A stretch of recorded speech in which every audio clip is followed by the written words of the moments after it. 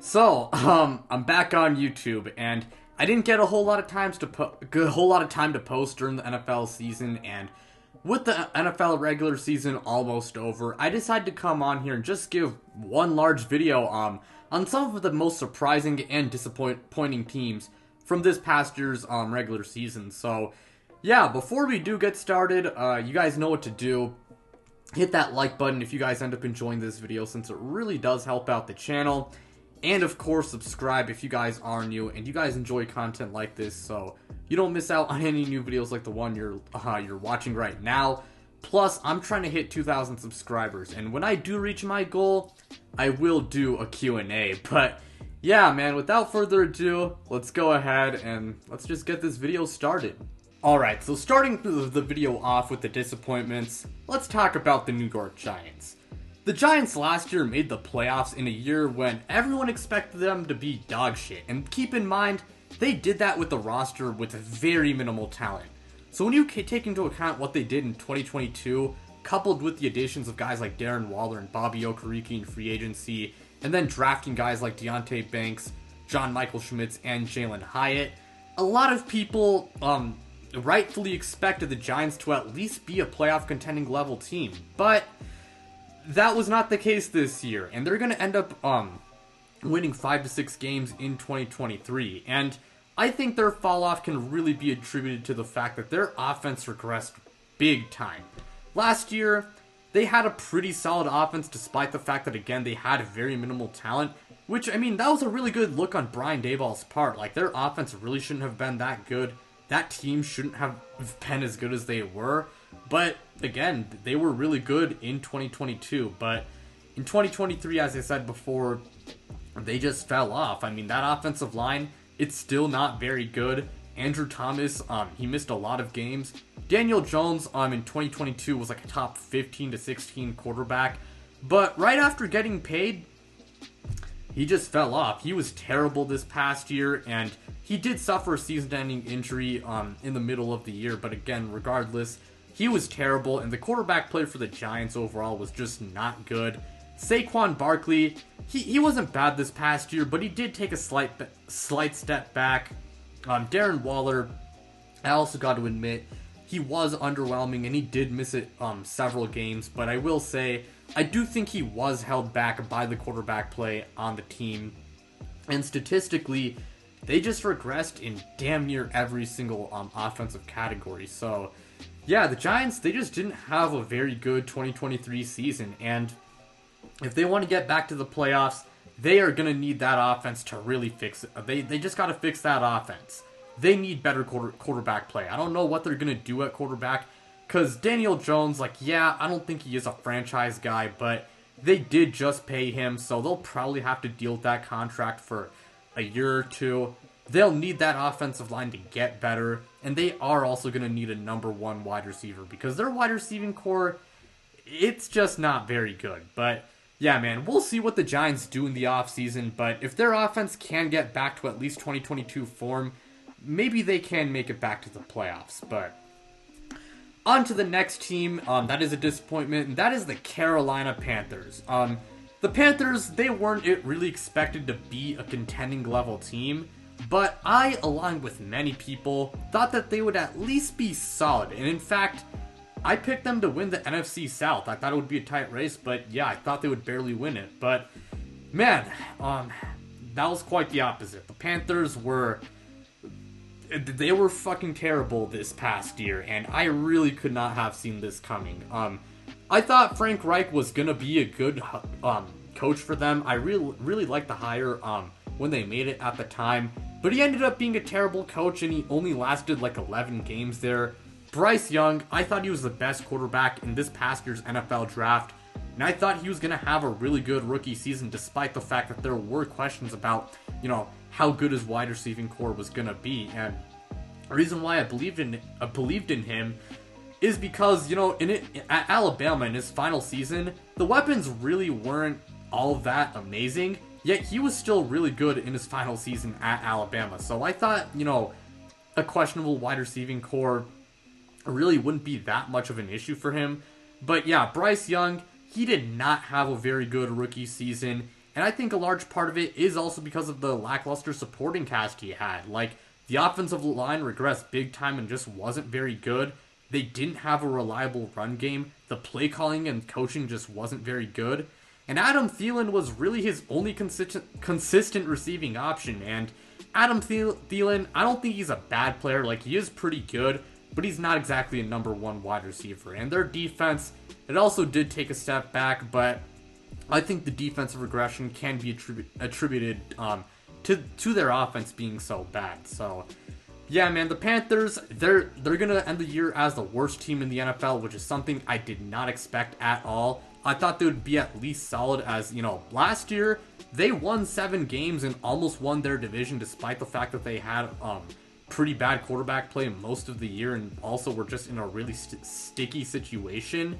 And I thought Bryce Young and Frank Reich were going to both have amazing seasons. But, yeah, man, again, the Panthers, they were terrible this year. And if they want to be much better than they were this year, one, they just need to improve the team around Bryce Young. I mean, that offensive line, it needs to improve. They need to get him a number one wide receiver, and they won't have their first round pick this year, but they should prioritize improving that offensive supporting cast around Bryce Young with the cap space they have, which is a decent amount, and the draft capital they have. And along with that, I think they should try to retain Brian Burns or try and get something for him via franchise tag and then trade. But on to my final disappointing team, I got the Seattle Seahawks. Now, the Seahawks by no means were a terrible team, but last year they were one of the biggest surprises in 2022, and I, along with many people, expected Seattle to be a playoff team this year, and I actually thought that there was a chance that they could be a dark horse to win the NFC and really make some noise. But as it stands right now, before Week 18, they are the 8th seed, and Seattle is on the verge of missing the playoffs. And if they want to make it, they're gonna need to beat Arizona, which they could do, but they're also gonna need the Packers to lose. Why the Seahawks have been disappointing? One, Geno Smith, he's taken a step back.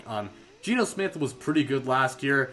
This year, he hasn't really been awful, but at the same time, he hasn't been as good as he was before.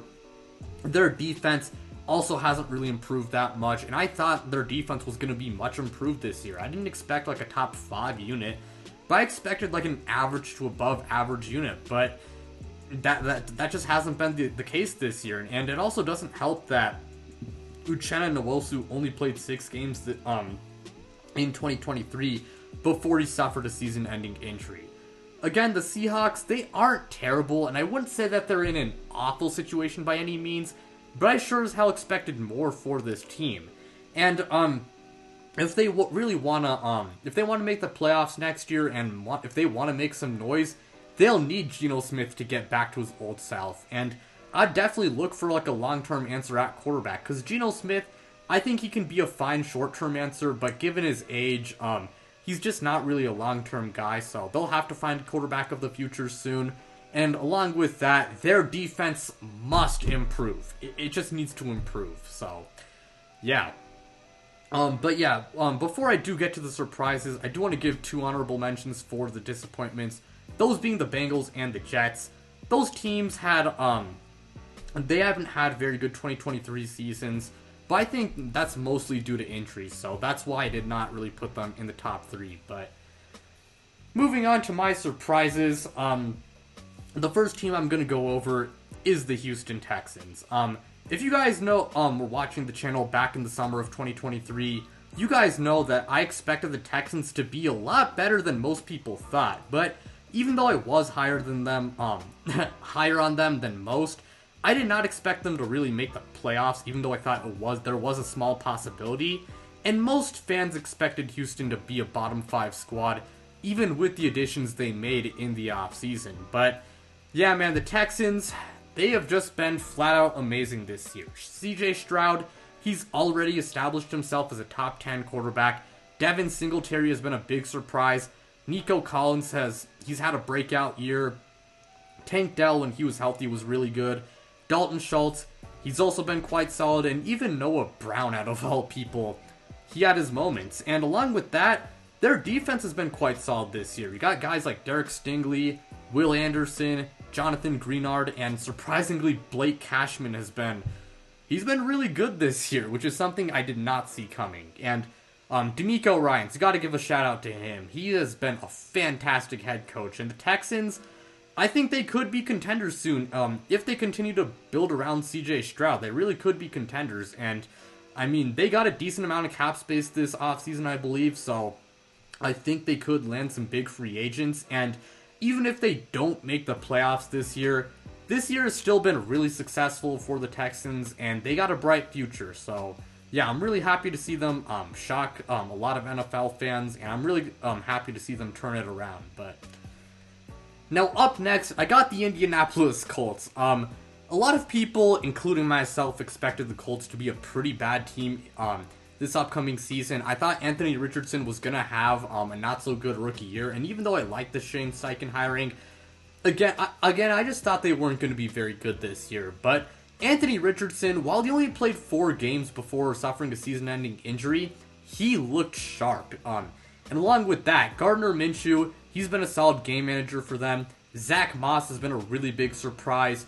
Jonathan Taylor has been quite solid in a contract year. Well, okay, he got his extension, but yeah, he's been quite solid. Julian Blackmon in a contract year has been absolutely amazing. And they got a really good front seven. And the Colts, I feel like they just had like the most quiet 9-7 season so far. And Indianapolis, they might make the playoffs this year. And even if they do miss the playoffs, it's still been a really successful season for them. And they surprised so many people. Not a lot of people expected the Colts to win 9 games and be in the playoff race. So the fact that that they're this good, I mean, it really is a testament to how good Shane Steichen and the Colts have been this year. And they're 4th in cap space, and while they do have a lot of key free agents to bring back, this team does have a super bright future ahead of them. And if they can patch up some weaknesses, I have no doubt in my mind that next year that they can make the playoffs, even in a really loaded AFC. So, yeah, the Indianapolis Colts and Anthony Richardson, they both surprised me a lot this year. But to end the video off, I got the Los Angeles Rams as my final surprising team.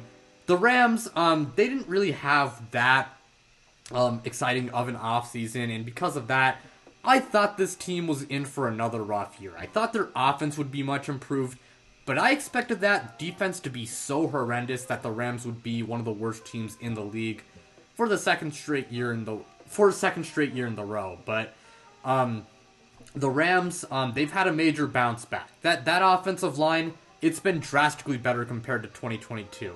And as a result, Matthew Stafford has been much better. Cooper Kupp, he has missed a decent amount of games this year, but he was good when healthy. Puka Nacua, I got to admit, I scouted a lot of wide receivers during the 2023 draft process, but he really wasn't one of them. And I thought he might actually be okay after hearing some things before the season, but I did not expect him to be this good. And frankly, I don't think any Rams fan expected him to be like a top 2 offensive rookie of the year candidate. But here we are. He's already one of the best receivers in the league. Kyron Williams has had a massive breakout year. And defensively, while they haven't been amazing, they've been better than expected, and they haven't been downright atrocious. So the Rams, they clinched a playoff spot, which is something I did not see happening this year.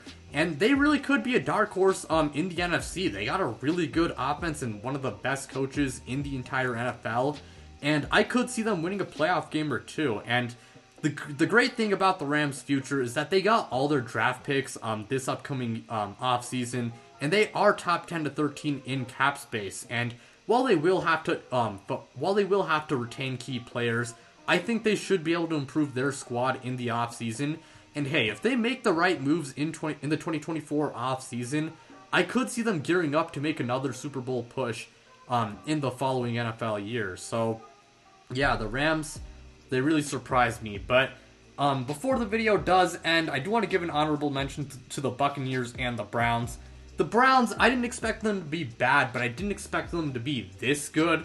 The Buccaneers, like the Rams, I thought they were going to be terrible, but they've been surprisingly a pretty solid team. It's just they haven't clinched a playoff spot, unlike the Rams, so that's why the Rams made it over them. But yeah, that's going to do it for this video.